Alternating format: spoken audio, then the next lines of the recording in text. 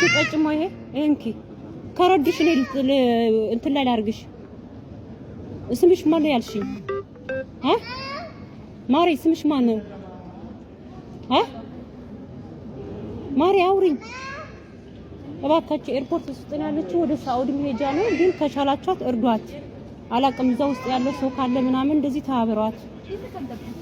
ስንት ቀኗ ነው እዚህ ተጥላ ያለችው ውስጥ ላይ። መና በው ኬኛ መሌ አከሚቲ አከ ገረ መና ኬኛቲ ዴብኑ ሂን ቤክኑ yoo waaqayyo nu gargaare malee bakka yaanne ga'uus hin dandeenyu. Yoo gargaarsa waaqayyootiin ta'e malee. Egaan kabajamtoota hordoftoota koo mucaan asirratti argaa jirtan kuni riippoortii keessatti kan isheen argamtu.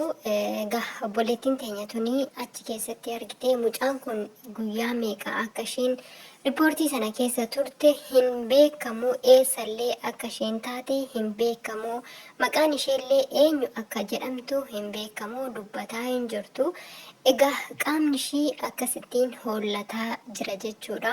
Namni achi keessatti argamaa jiranii namni abbaa kanaa jedhuun hin jiru. Obboleettiin teenya tuni akka carraa isheedha guyyaa hedduu achi ture argite.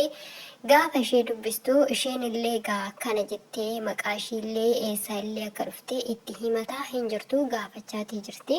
Afaan Amaariffaatiin kan isheen gaafataa turte akkuma sagalee jalqabaatirraa dhaggeeffattanitti. Egaa kabajamtoota hordoftoota koo nagaan waaqayyoo isiniif haa ta'u. Akkam jirtanii fayyaa qabdanii jirtu? Ani jira obboleettiin keessan galata waaqayyoo. Egaa kabajamtoota hordoftoota koo akkuma jalqaba irratti sagalee obboleettii teenyaa sana dhageessanii maqaan kee eenyu naan jettee hodhu asiira kanallee dhugii siifan gaafadhaa wanti si gargaaran yoo jiraate jettee raawwattee afaan Amaariffaatiin itti dubbataa turte obboleettii teenya sanatti jechuudha. Isheen asiira itti kennaa jirtuni asiirarree fudhataa hin jirtu. Maqaa ishiillee himataa hin jirtu. Akka carraa ta'ee namoonni fuula mucayyoo kanaa ittiin argitanii beektan yookiin immoo mucayyoo kana tarii beektanii biyya keessanillee taatee yookiin immoo fira keessanillee taatee yoo jiraatte mucayyoon kuni Saawudii keessattidha. Riippoortii Saawudii keessattidha kan isheen argamtudha. Kan isheen viidiyoo irraa waraabde kun dubbataa jirtu jechuudha. Riippoortii Saawudii keessatti dawwaltanii raawwattanii mucaa kanaa akka lubbuusii oolchitanii yookiin immoo akka mucaa kanaaf bakka isheen jirtu kana baastanii isiniin jira. Waan hedduutu akka nama gaddisiisudha. Dubbachuullee danda'a hin jirtu. Qaamni ishii baay'ee takka hollataa jira. Of dadhabdee jirti. Qoonqodhaanis ta'uu danda'a. Egaa kun akkasittiin teessee jirti jechuudha. Dhugaa waaqayyoo waan baay'ee takka nama gaddisiisudha.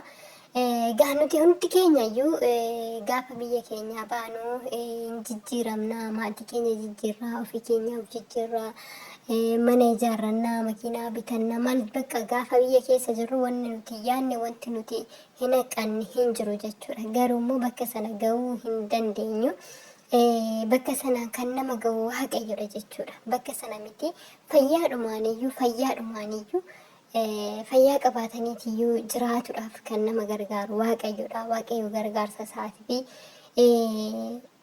waa hunda keessatti waaqayyo nama faana haa ta'u malee namni of eegee hin danda'u. Fayyaa irrattis ta'e waan fedhe irrattiyyuu akkasuma namni waa namaa hin godhu.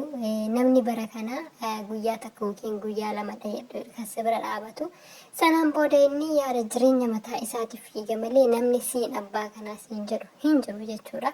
Egaa obboleettii teenya tana amma achitti fidanii raawwatanii wanti tokko ishee hanqatee yookiin hir'atee jennaan achitti ishee gatuu danda'anii akkamittiin akkatti isheen achitti haftee hin beekamu yookiin immoo dhuftee haaraa dhuftee biyyarraa gara itti deemtu wallaaltee achi keessatti hafuu dandeessi hin beekamu. Mucaan kun akkamittiin riippoortii sana keessatti akkatti isheen hafte gaammoo amma warri isheen akka biyyarraa dhuftu taasisanii eessa akka mucaan kun jirtu maalirraa akka isheen geesse namni abbaa kanaa eessa jirti jedhee raawwatee isheerree qoratee raawwatee too bakka isheen jirtu irraa bartu kan jiru. Maatiin ishee immoo iyyuu intalli kiyya biyya alaa deemtee hojjettee maallaqa naaf ergiti hojjettee naaf dabarsiti jedhee raawwatee taa'ee eega.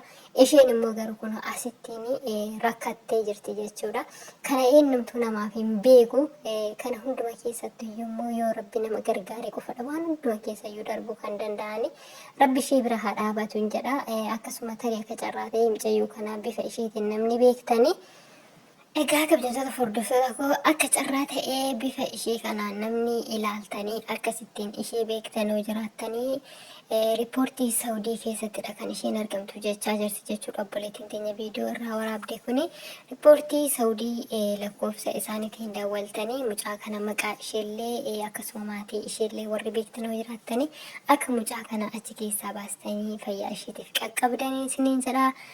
Galatuma like share godhaa.